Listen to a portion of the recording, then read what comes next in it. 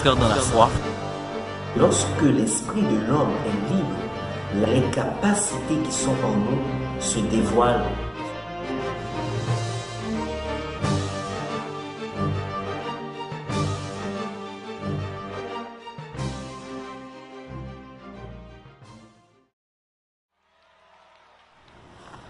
Allô tout le monde, je vous salue dans le nom précieux de Jésus.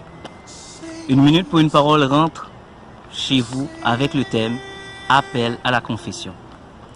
Vous savez, beaucoup d'entre nous croient qu'il faut absolument aller à l'église, se mettre à genoux pour nous confesser.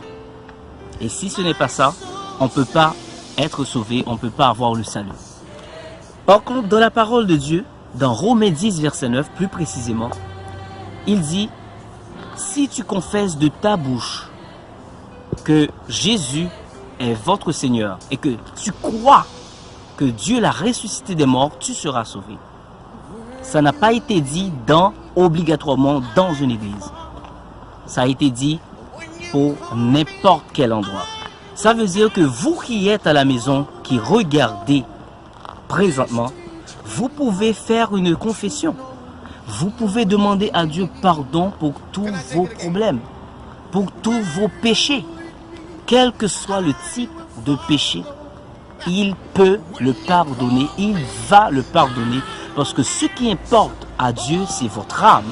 Ça ne veut pas dire que vous devez vous laisser aller, mais l'important pour Dieu, c'est votre âme. Donc vous pouvez faire cette prière avec moi présentement.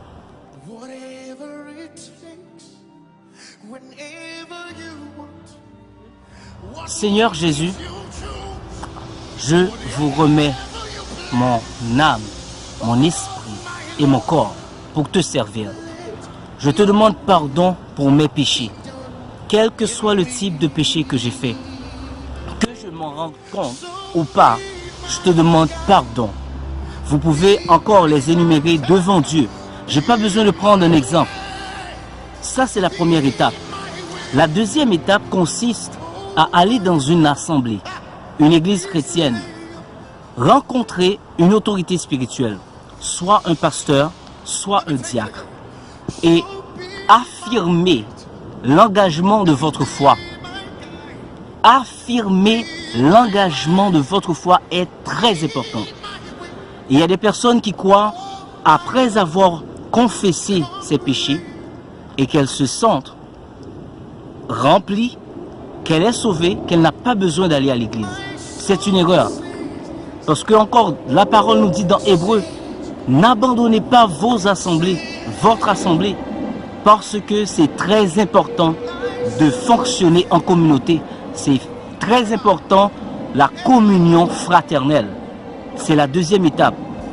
Vous devez obligatoirement aller à l'église. Ce message, je vous l'apporte. C'est un message de connaissance. C'est un message d'opportunité. Ne gardez pas cette vidéo seulement pour vous.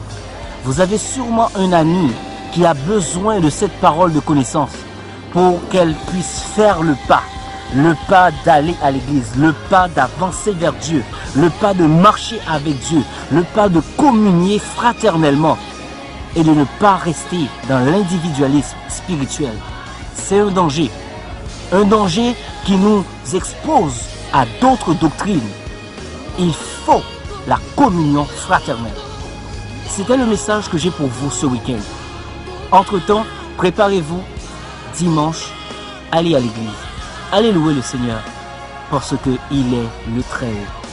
C'est lui qui est le créateur de l'univers.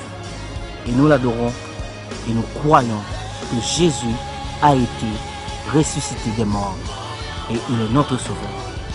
Je vous salue. Je vous souhaite un bon week-end dans le nom de Jésus. C'était votre serviteur, Joël Baptiste. À la prochaine.